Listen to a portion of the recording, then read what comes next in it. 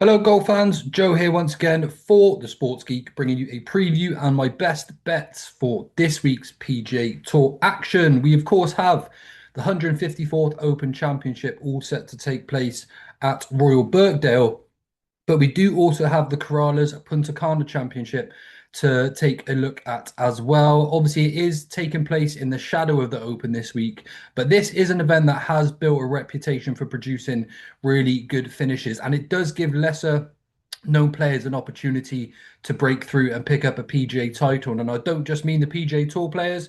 This does give an opportunity for some DP World Tour players to come over, get a title, and pick up some valuable FedEx Cup points. It's played at the Corales Golf Course in the Dominican Republic. This is a Tom Fazio design, 7,600 yards, but it is far from the brute that it looks like on paper. The coastal winds around this golf course are definitely the best defense, meaning players that sort of control their irons and ball flight better and strike the ball well are probably going to be the players that score best this week. And I would expect plenty of birdies too. If the breeze does get up around this golf course, it can become a much different test, but things do look quite calm this week so far. But the most important point about this golf course is the closing three holes, known as the Devil's Elbow. This is one of the best finishes on the PGA Tour and does often determine the winner of the event on the Sunday. As is often the case with these sort of events, it's a wide open field because most of the best players in the world are over playing in the Open Championship. And this is where you probably want to find players that are coming into this event with a bit of confidence, some good ball striking.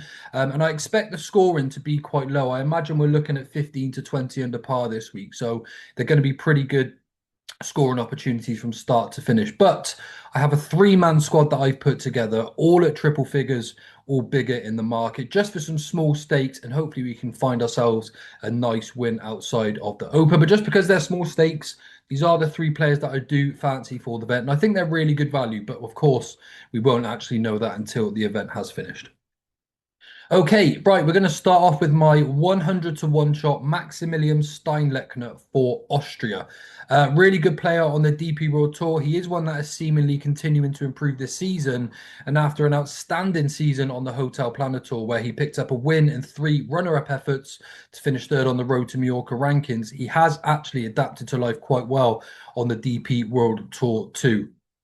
He's already shown us that he can play well at sort of ball striking events. He's got a top 15 in Kenya. He also played really well in the Austrian Open at altitude, and he then had a tied seventh, a tied third finish next time out in the KLM Open. Now, it's interesting with Maximilian Steinlechner because we've seen some good golf, like I mentioned, in the China Open and the Kenya Open earlier on this season.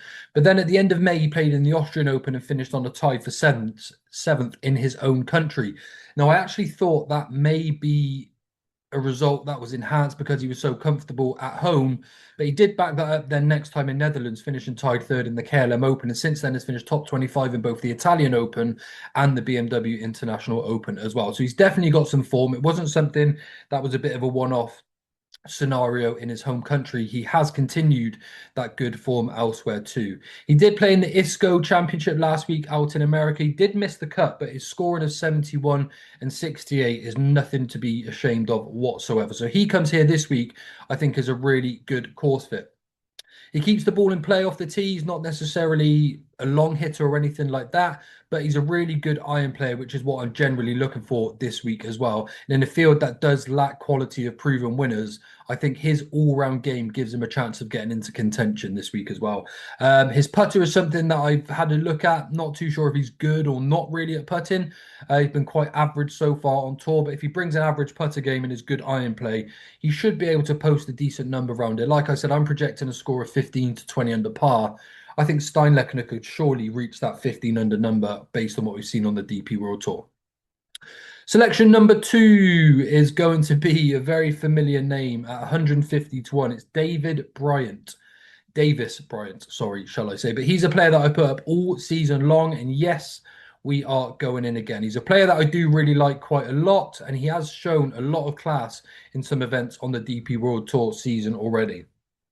Now, last year he actually had some really big finishes. He played really well in the BMW International Championship when he had a half status for the DP World Tour. But this year he did actually qualify for a full DP World Tour card through Cure School, and it's been a really good campaign for him as well. He's yet to win, but he does actually have runner-up finishes at both Kenya and Austria when he played at altitude. Now, what's interesting is both of those courses demand really good tee to green play, and the test this week isn't really too dissimilar. Okay, the layout is a little bit different, but the approach shots he'll be playing are from those key middle distances, which is where he produces his better golf. Now, when you look through this field, there aren't many standout names necessarily to fear, no real big sort of correlation form.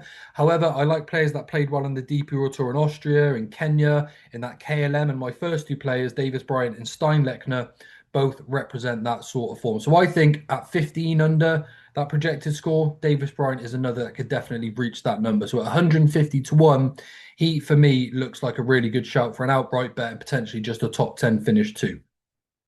Then finally, Rafael Campos at a whopping price of 200 to 1. He's not going to be a name that's going to jump off the page for many this week, but I think there's plenty to like about his chances, and I do think he can outplay his odds at 200 to 1. The Puerto Rican actually broke through on the PGA Tour last season, winning the Bermuda Championship, and having also finished runner-up here at the Corales Puntacana Championship and third in the Puerto Rico earlier in his career as well, I think actually gives him a really good chance of playing well at this golf course. When you look at his game, he's another really good at flighting down his irons. His events where he has scored and played well, that has generally been the course fit.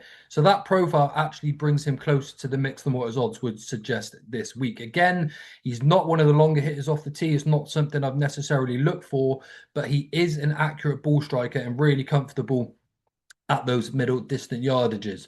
One thing that is also a little bit extra on Rafael Campos, maybe over Steinlechner, is that his short game around the green is absolutely awesome. Really good at chipping and putting, can hold scores, save scores, and obviously win events too. So I think these players are going to be really good course fits, and I just think they're way overpriced for this tournament. Shot shape isn't necessarily something I'm too overly keen on this week, but what I do like is the fact that they're all really good at scoring well with their irons. Short games are pretty good too, and this test of golf does require very similar credentials. So those two players will do for me this week. Rafael Campos at 200 to 1, Maximilian Steinlechner at 100 to 1, and then Davis Bryant at 150 to 1.